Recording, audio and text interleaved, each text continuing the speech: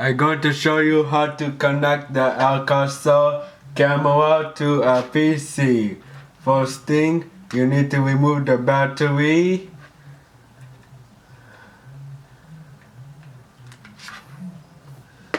and the SD card. Then you need to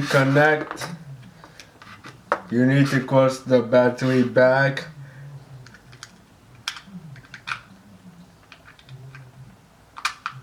like this.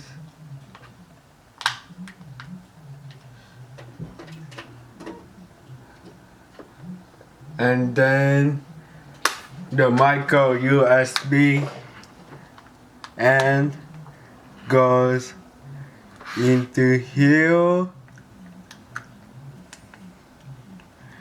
and the other end goes here.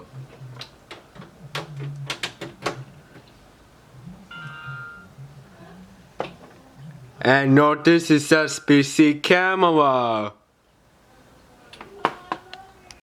On your PC, make sure you go to your camera app, and then to switch camera, you can do like this. So this is how you connect a akaso camera to a PC. Like and subscribe to my channel. The video is helpful.